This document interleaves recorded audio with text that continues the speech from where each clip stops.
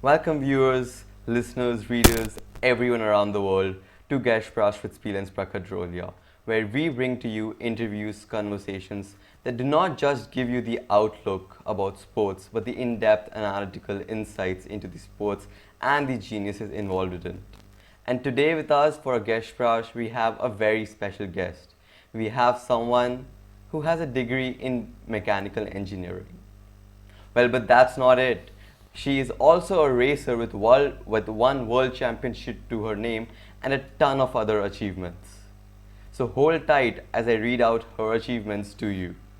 She is an 8 times Colorado State champion, a 3-time Tag USA World Champion, 2012 Supercars USA SCUSA S2 National Champion, Women in Sports Foundation Project Podium Grant recipient, 2014 Max Speed and Mazda Road to Indy Scholarship winner, 2015 Challenge for the Americas DD2 International Champion, member of Team USA for the 2015 Rotax Max Challenge Grand Finals, first female to qualify for a KZ World Championship main event, third place in the 2015 US Open Shifter Elite National Championship, Team USA selectee and invited to Final 6 in selection process. She is also an Infinity Engineering Academy 2018 USA winner and one of the 18 women to be selected for the first ever W Series in 2019.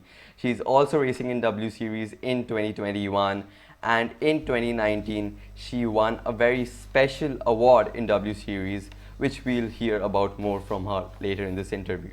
So ladies and gentlemen and everyone, please welcome for our Gespräch, the one, the only, the genius and the ultra talented Sabré Cook. Reigning S2 national champion, Sabré Cook decided to take it right back at least by.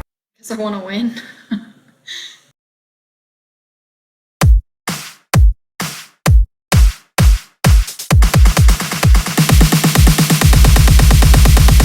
I'm Sabré Cook from Grand Junction, Colorado. Scream and yell and cheer to myself all the time because I enjoy it so much. But we're talking about on the track, right? Because I do not admit to driving fast on the road, on the street. I do not admit to it. This is so cool, I've never done this.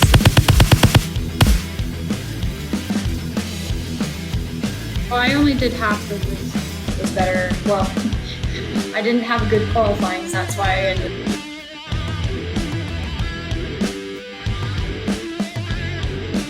By the end of 2021, I would ideally like to finish. Yeah, so I won the competition in October 2018 and moved to the UK in January 2019. And at a very, very young age, to be moving into open wheel by the time you're 14.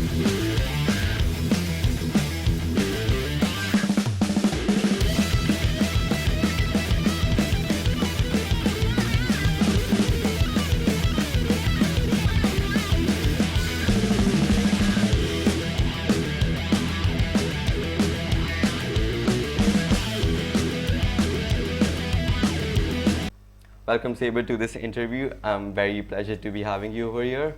So welcome first, and then I like to start with one question first of all. So this is the first question that comes to my mind, and for everyone's help and for everyone's interest, if you could first share what racing series you are taking part right now, because there are just so many. If anyone who follows you on social media will be knowing that you are a very, very active racer who is very keen to take part in as many series. So if you could educate us about what you are taking part in right now and in 2021, and if you could point out if I missed any of your achievements. Yeah, so in 2021, currently I've just been doing a few of the SCCA Super Tour events in GT2, FX, and FA. So just a few of those here and there. I did the Daytona race in the Global X5 Cup cars in January. And then the big races to look out for the rest of the season, though, I will be doing 2 Porsche Sprint Cup races, one at VIR, one at COTA. And then I will be part of the W Series, as mentioned, for all of the 8 races, the 6 in Europe, and then the 1 in the US and 1 in Mexico.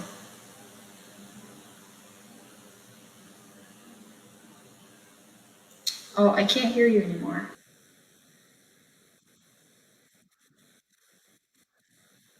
So continuing from the part where you talked about the W Series, there are 6 races being held in Europe.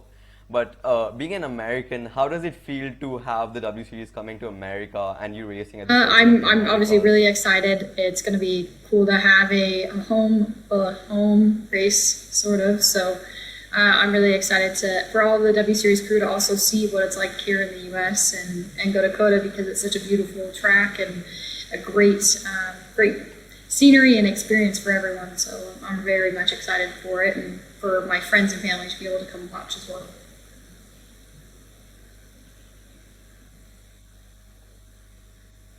Right, so this is where the basic question comes up. So why is Sabré Cook there in the racing industry? Why is she a racer? Was it because of your background, or just a eureka moment somehow in your childhood? Or like, from where did you get this idea to be? So my dad used to race motocross and supercross professionally back in the 80s, and he retired and found karting. My mother and him obviously didn't want my brother and I racing motorcycles because it's much more dangerous. So we got into karting when I was about 8 years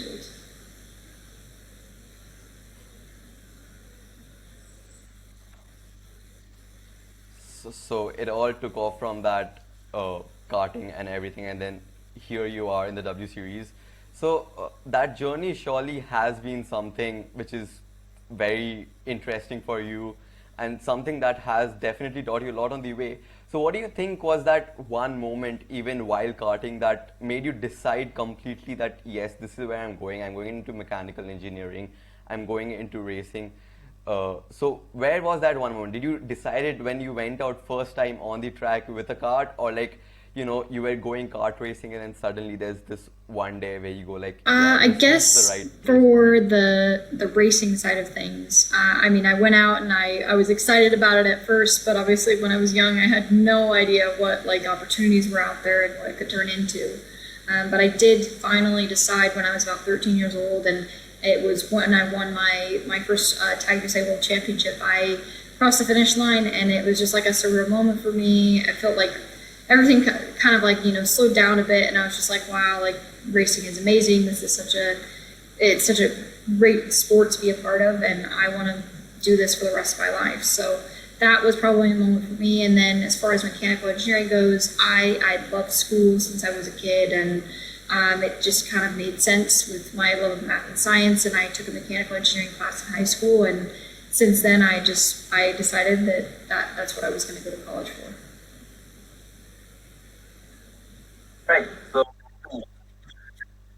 Right. So there is a lot of achievements that you have made till date.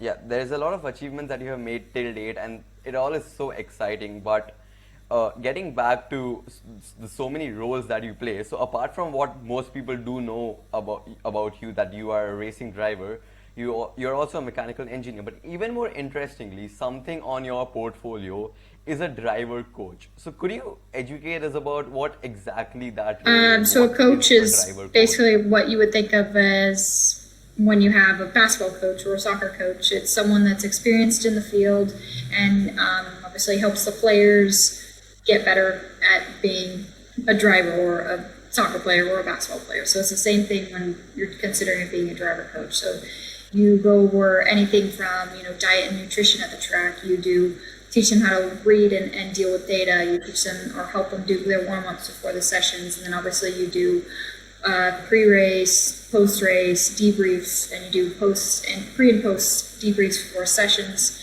And so it's just, you're basically like the all-encompassing support system for that driver for the week.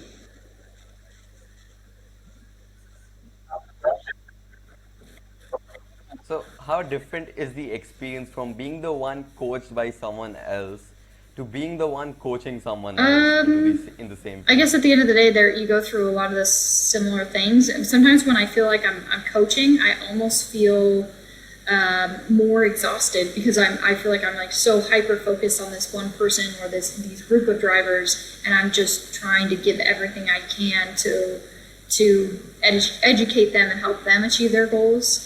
But that it's a bit stressful because, you know, you give that all to them, but at the end of the day, it's up to them to make it happen. So that part is a bit stressful. But then when it's you on the line, and you're the one in the driver's seat, I guess it's pressure in a different way. It can be more. It's just different sorts of stress depending on what role you're playing.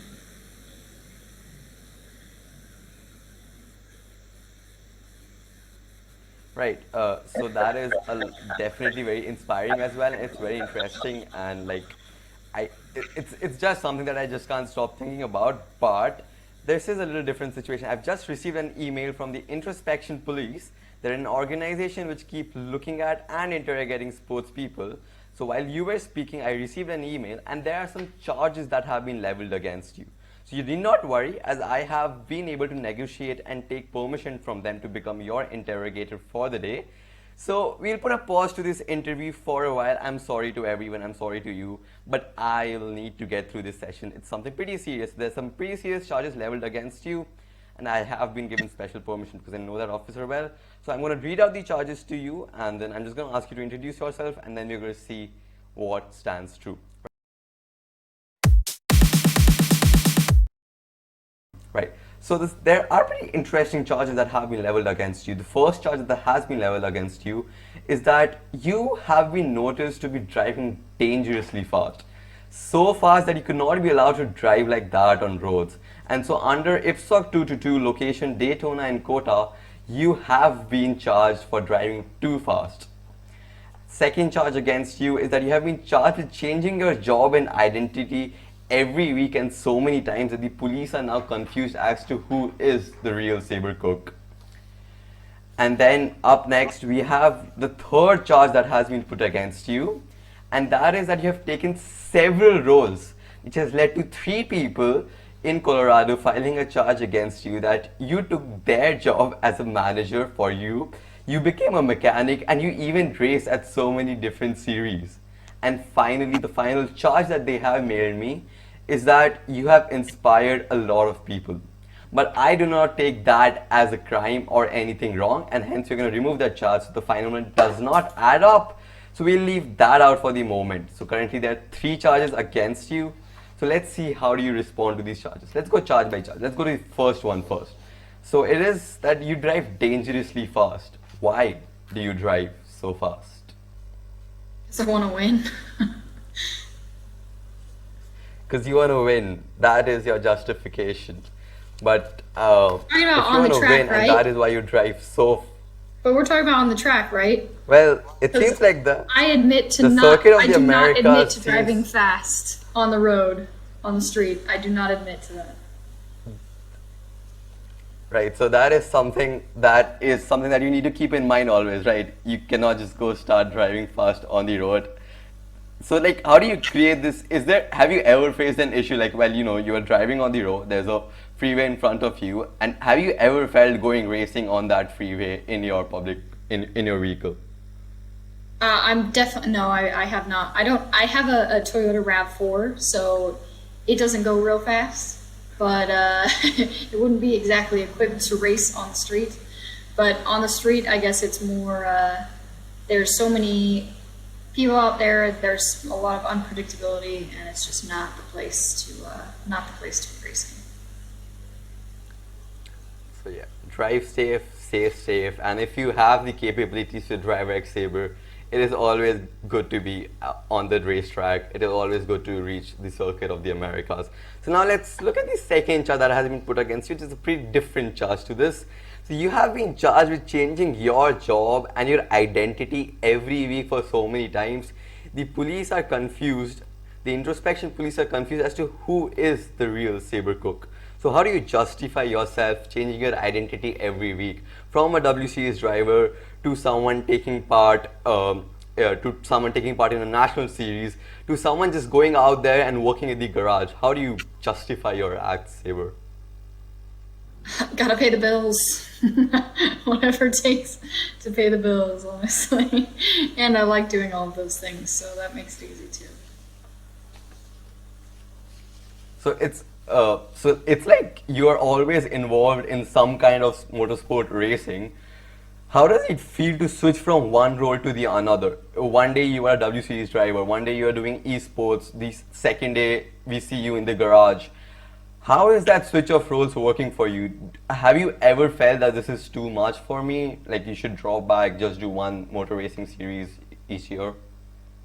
Well, the thing is, I'm in I guess I don't want to say it is a difficult position. So it's not that I don't switch series just because I want to. I switch series because I end up, it depends on what I can get the sponsorship to do. So like if I could get funding to just stay in the road to Indy and run a full season of Indy Pro 2000, I would absolutely do that. But I can't.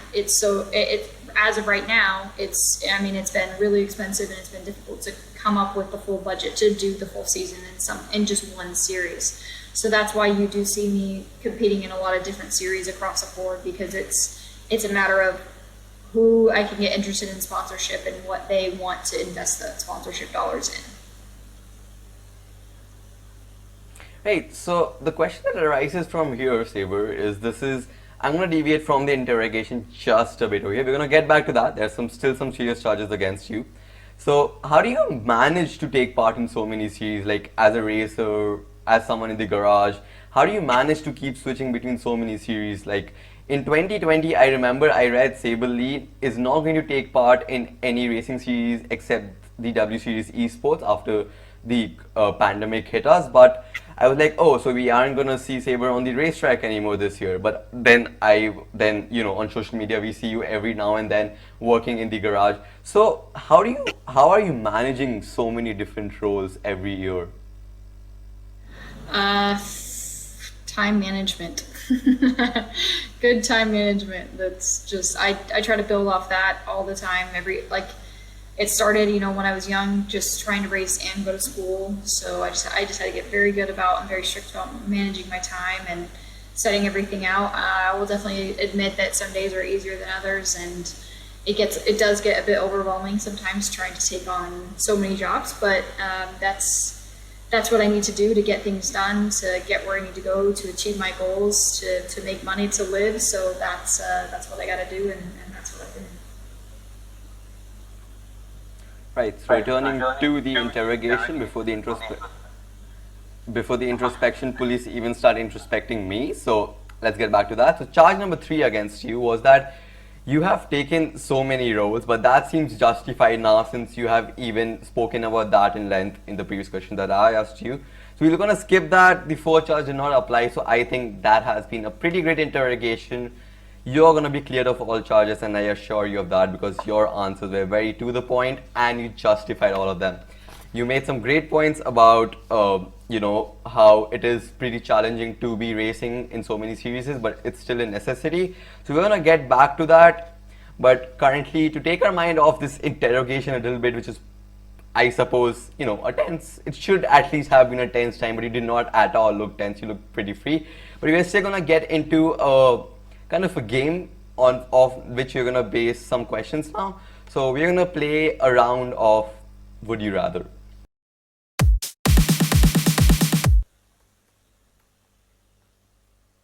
This is so cool. I've never done this. So do I just click next? So here we go. Would you rather drive in a dry race, or would you rather drive in a wet race? Let's say wet race, because I know I need to get better at that. So the reason of you wanting to drive in a wet race is to improve yourself in that.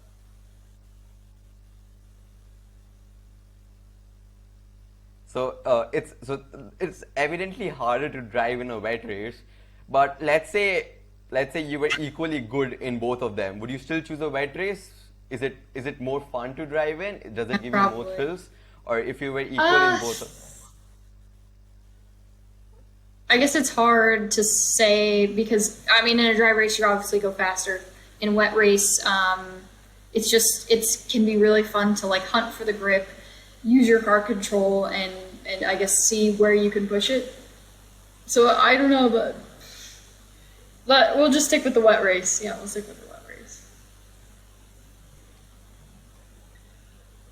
Right, so Saber, now, would you rather win a race starting from the last position in a pretty heroic manner, or would you prefer winning a race starting from pole position and leading all laps throughout the race? I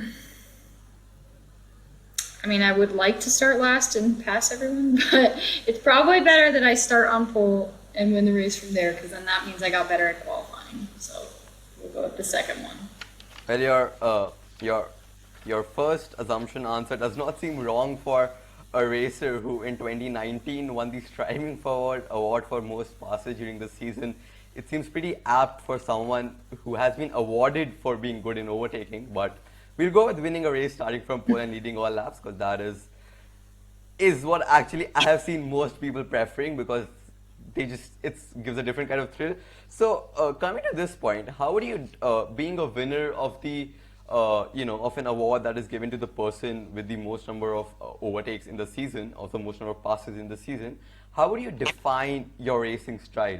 Like, I have seen that you defend very well and you are very efficient in making places, but how does Sabré Cook describe her own racing style? How do you describe your own racing style? Do you think you are someone who is better at starting in the front and winning? Or do you think you are better at making up places and strategically after starting towards the back? Where do you think you are better right now? I think based on, I guess if I start up front, I have no problem, like, obviously pacing and being able to stay up front and win. But in W Series, I definitely was more of the second one, where I was better. Well, I didn't have a good qualifying, so that's why I ended up having to strategize and move forward in the races. So I guess, yeah, I guess it depends on the race series, but in W Series, the second one was definitely the case. Right, you mentioned the importance of qualifying. Now, coming back to something related to that you had even shared on your social media a few weeks ago, you had mentioned that how important the draft is in the Daytona because of how that affects the way you start and everything. So, how do you think? How do you see how important is qualifying position in a race? How important is the position from where you start the race in any kind of series, generally talking? I mean, it's everything. Qualifying is probably, maybe the most important part to set yourself up for success in the race. So it's extremely important.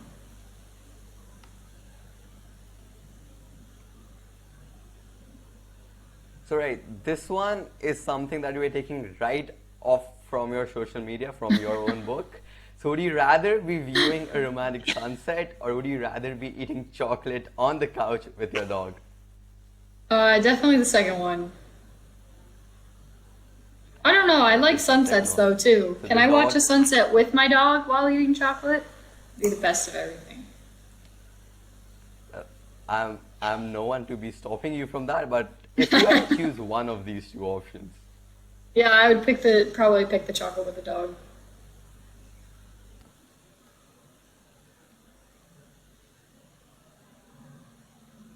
Right, so would you rather be karting right now, or would you rather be racing Formula cars?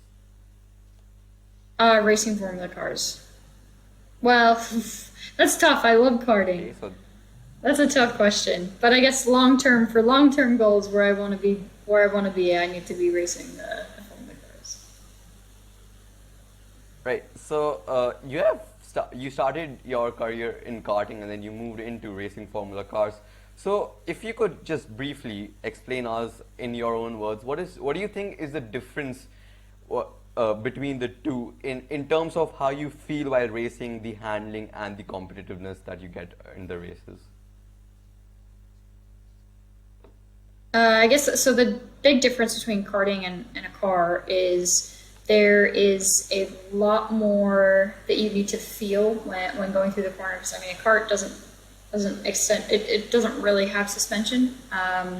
So just learning how to feel, how to react with that. Like, because karting, when a kart oversteers and goes, I feel like it's easier to feel it. It's easier to react to it.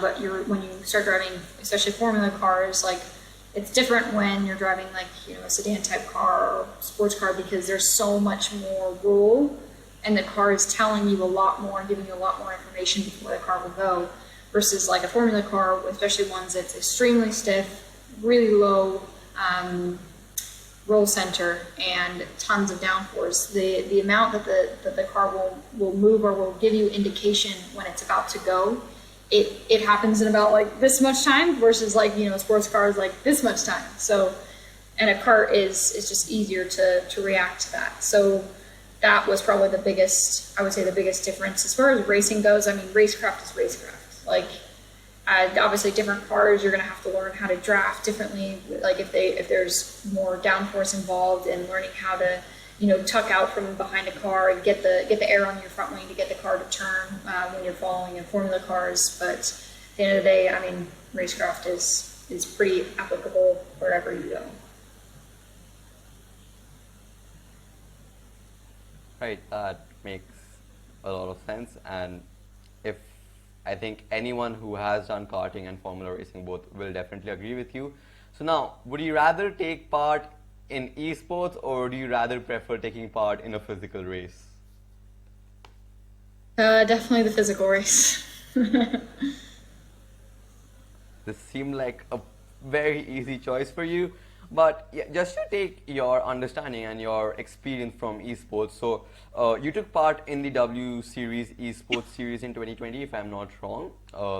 So although you did not have a very desirable season result, how would you rate your experience? Like, did you learn something new from it, or like was it I only did very half the race. challenging to adapt yourself to after so much of physical? Yeah. So yeah. I mean, it was. Yeah. Right. So yeah, you only did. It was hard, but sorry, go ahead. I don't think I can hear Yeah. you. Sorry. Yeah, I think You there was. there? Oh, can you hear me now? I think there's a lag. Yeah, I can hear you now. Yeah. So yeah, I was mentioning that you took part in the W Series esports. You did take part for around only half of the season, but was it very difficult to adapt to after so much of physical racing? And like, did you think it was more challenging, or did you think it did not give you any thrills or any fun? I mean, it was definitely challenging because if you don't do something a lot, then it's gonna be hard. You know, like the more you practice something, the better you get at something. So for esports, I mean, me and several of the other girls, like we really hadn't done a lot of sim racing or esports racing at all. And then you take like Beitska and Arena, and they've done a lot of it. So I mean, that just showed that the more you practice something, the better you are. And it definitely was a learning curve. I started to get the hang of it, but then I ended up traveling for work and other races like throughout the esports season. So then I didn't end up doing half of them. So that was a bit hard, where I'd be in for a race and then I would start to get the hang of it and then miss like 2 or 3 and then have to jump in again at the end. But it was a different experience, and it definitely helped you to develop other skills.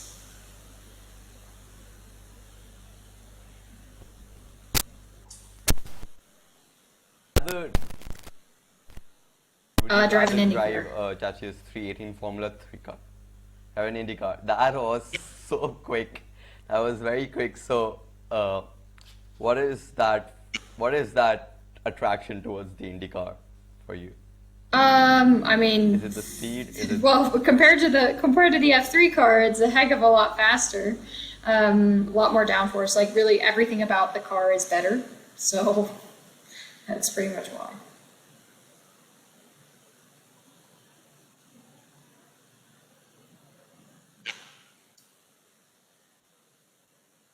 Probably be a mechanic. Spectating is extremely boring. On to the next one. The final one that we're putting in front of you. This one should be a little more challenging than the other ones. At least I'm hoping so. So, would you rather not race at all, or would you rather race in an extremely uncompetitive car? What series is it in? Okay, yeah. So for it to be an uncompetitive car, I think we cannot go with F3 or F2. Let us take a series where cars actually do make the difference. So a series where the constructors actually develop their own cars. So for example, I'm going to give you an example. Just take for an example, you have graduated to Formula One. So would you rather not race at all, or would you drive in an extremely uncompetitive car? I would definitely race the Williams. So the choice is to just keep racing and keep racing every day. There is no option to not race at all, it seems like, for you. Yep, that sounds fine. That is what it is. So last one. Right. So Sabre, getting back to something new. So what I would like to talk about now is definitely something that has excited me and inspired me a lot about you, and that is definitely about the spirit that you have to keep racing, to keep doing all of this hard work and all of this time management. So now this is the moment we are going to start a very new segment to talk specifically and give a focus on the special spirit that you hold. It is definitely. So now we are entering into this new segment, the Splendid Sabrés Spectacular Spirit. So let us start with that. So first question right up. What keeps your spirits so high? How is Sabre always this smiling girl on track with so much determination, even with so much hard work and, you know, a lot going through your mind? What keeps your spirits so high all the time?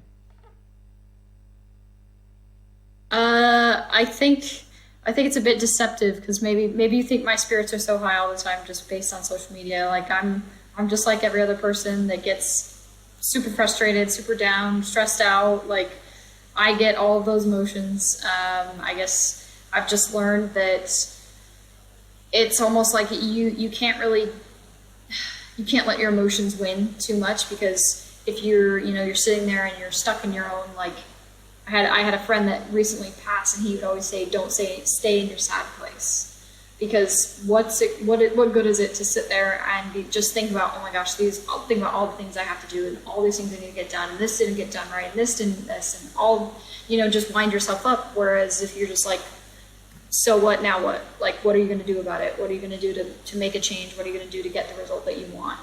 And so just, I guess, having that mindset towards things is what keeps me moving forward. Right. So now you just mentioned that you're just like a normal human being and you are everything, but it is pretty exciting to keep seeing you as that smiling face and keep seeing you as a person who has very high spirits. Even that is commendable, because I have seen many people who you can read the emotions from their face, but it is pretty hard to do it from your face, because I have always seen you through the races, through the esports series, and everywhere. I have seen you just smiling everywhere. So now, with this smiling face continuing, where do you see yourself in the future? Let's keep it short term. Where do you see yourself at the end of 2021? Do you see yourself having won the W Series championship? Do you see yourself moving away from Formula racing or W Series completely? Or where do you see yourself by the end of 2021? By the end of 2021, I think it will, being completely honest, I think it will be incredibly hard to win the W Series championship, just because I come into it with a considerable amount of less experience than the majority of the girls. Especially like Jamie, Beitska, Alice, Emma, like the top girls, they have a lot of experience and a lot of track time. So being completely realistic about that, it's going to be very hard to beat them. Doesn't mean I won't try. I'm just saying it's going to be very tough, very tough. So I would ideally like to finish top 6 in the W Series. I think it's a tough goal, but it's not completely impossible. And then I am hoping that I will be able to gather enough sponsorship and funding and support in order to run Indy Lights next year. Right. Yeah. So that kind of in a way answers my next question as well. I was gonna ask you about the Indy Lights one next question, but there seems to be a lot of questions that you have been answering before I've been asking them. This is becoming pretty creepy for me right now.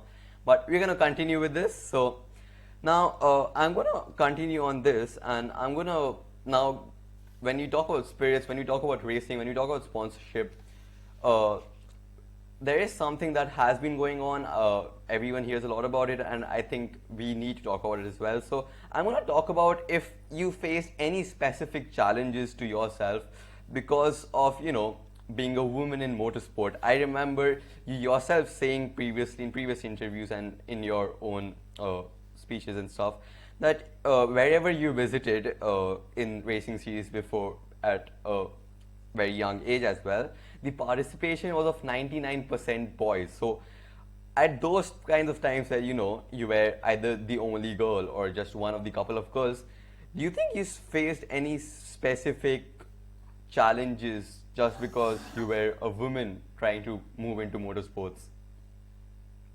I mean, yeah, I think that it's harder to be taken seriously. I think it's harder to sometimes to earn the respect when you're one of the only women.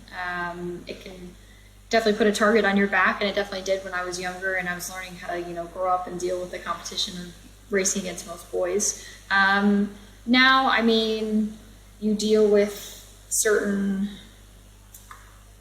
attitudes sometimes from people or certain treatment, but you just gotta learn that that's not about you, that's about their issues, and just keep working hard every day and focus on your goals, and that's really all that you can do. Do you think W Series has the power to change the scenario right now? I mean, I don't think anyone has the power to completely switch it on and off, right? Like, unless you're God, like you can't just turn that off. Like, it's we can't, you can't force people to change. You can't force people to see things a certain way. But I do think W Series is playing a very big part in bringing a positive view to women being involved in motorsports and getting the word out there, letting all these young girls or just girls or women in general just see that it is a possible career path for them, and that in itself is just a big step forward. Right, now coming back to racing in general, you being a mechanical engineer, do you think it has aided you in your understanding about racing, in your understanding about your car, and the way you can utilize it to extract that extra performance out of it compared to the others? I think it can if you don't let your mind get away from you too much. If you get too analytical and you get too much into the data and you're too hyper focused on certain things like that, it could be not helpful. But in other ways, understanding the exact way that a car interacts with the track itself in a way that you can manipulate those sort of dynamics at your hand, I think is very it definitely can be very beneficial at times. So yeah, I have a couple of final questions before we move on to some questions that we gathered from motorsport geeks and fans for you. Continuing on that you're a mechanical engineer, you were selected for the Renault competition that is there. You won the Infinity Engineering Academy 2018 in USA, and you had the chance to go to UK. So how was that experience for you being with Renault for that time? It was great. I worked the first 6 months. I did work with Infinity Global. I worked in the vehicle testing department, and then I went and worked in the suspension composite design at Renault F1. It was a great experience. Everyone was very open to teaching me, whether it was at Infinity or it was at Renault F1, and they were. It was amazing to see that their faith in me, and that they would just be like, okay, this is what we want done, and these are the parameters, get it done, and they would let you take on a lot of responsibility but be able to guide you where you needed. So I thought it was a really great experience, and to see how one of the the big F1 teams operate was impressive. Right. So you you can correct me on this, as I understand, after you won the Infinity Engineering in USA, you had to go to UK for the work with Renault in the suspension team. Yeah, so as I won the competition in October 2018 and moved to the UK in January 2019. But I worked with Infinity for the first 6 months, and then in halfway through the year. So the way that worked, there's 7 global winners. So 4 of us started at Infinity and 3 of us started at Renault, and then in the middle of the year we switched. So we didn't switch jobs directly, but we did switch locations. Right. So when you went to UK, did you sense any kind of difference between the racing culture in the USA and the same the UK? Yeah, definitely. The US, I mean, our big thing over here is like football, baseball, and in Europe, it's motorsports and soccer. Well, football for you guys is a big thing, and it's just part of your day-to-day life. It's part of like, it's totally common. Say a family goes out and watches a race on a weekend, whereas a family may go watch baseball on the weekend. So it's definitely cool to see how involved it is in just day-to-day life in Europe. Right. So now we're gonna get on with some fan questions that are there for you. So these are motorsport fans. These are your fans. These are people who want to delve deep into the analysis of motorsports. So we have some questions for you, if you could help your fans with that. So the first question, something that pops up very commonly, is how do I get into racing as a young It child, depends as on what you want to a do. teenager? Like, do you want to be a driver? Do you want to be an engineer? Do you want to be a mechanic? Okay, let's go with being a driver.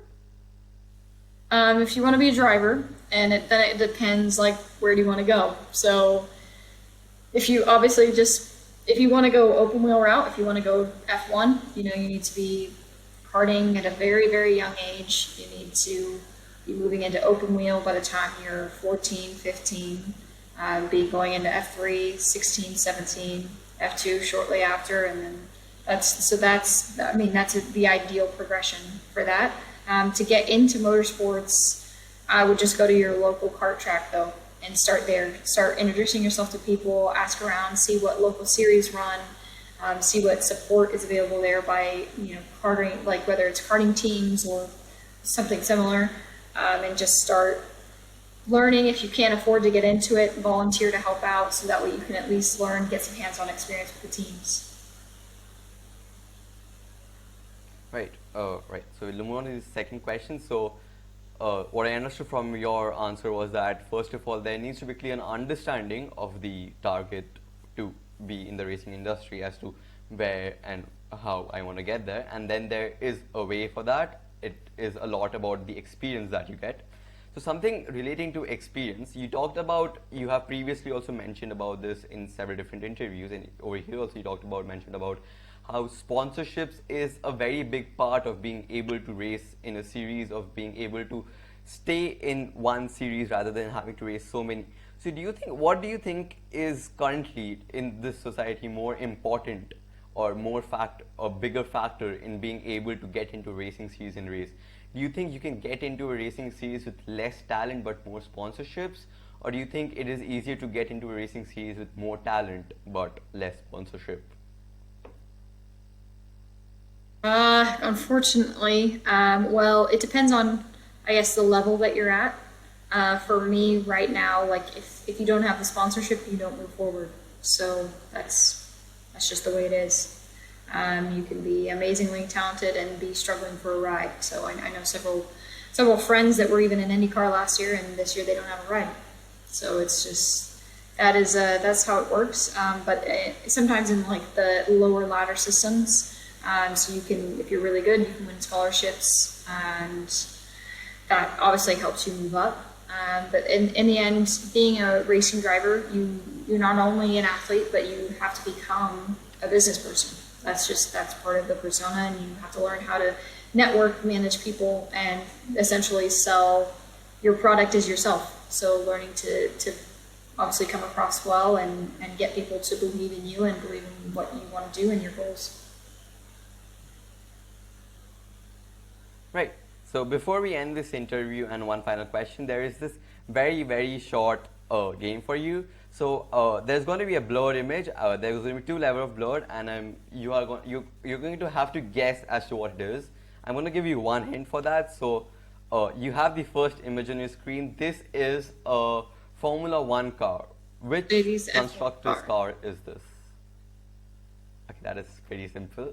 Mercedes need to mix up their colors from now on every year, otherwise it's going to be pretty simple for everyone.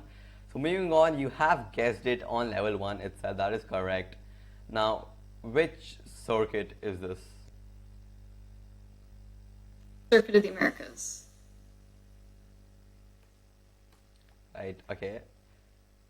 Can you identify this legendary racing driver? Oh, that's hard. It's kind of like hard to see. Okay. If I'm gonna guess, oh, okay, it's Senna.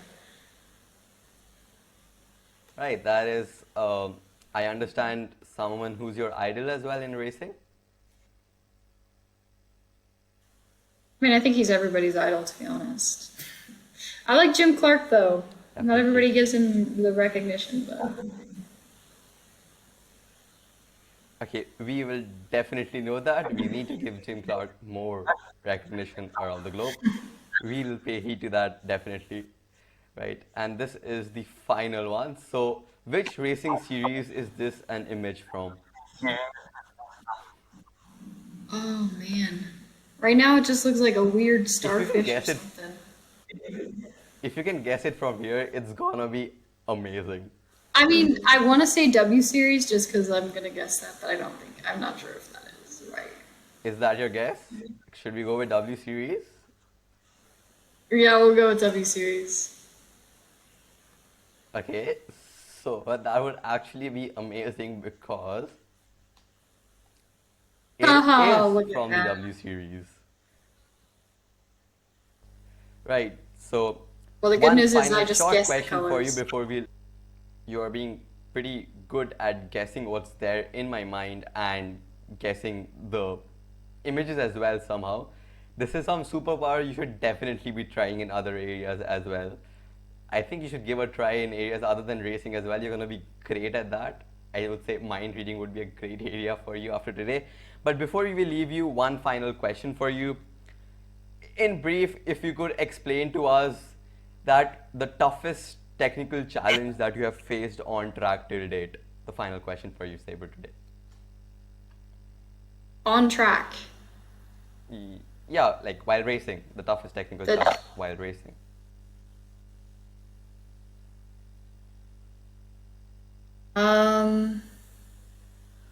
I had a car that I could not figure out for the life of me how to make it sort of do what I wanted it to do, and it was unpredictable and it was super frustrating. So the hardest technical situation I've experienced while racing would be I had a car that wouldn't really comply with what I was wanting it to do. Whether I changed my driving style, tried to drive it, one way or the other, I couldn't get the response from the car that I wanted.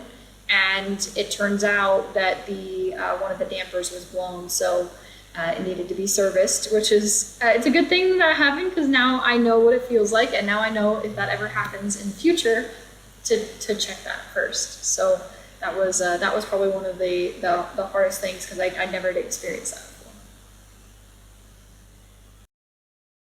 And here is Sabré Cook's #RespectSports Message.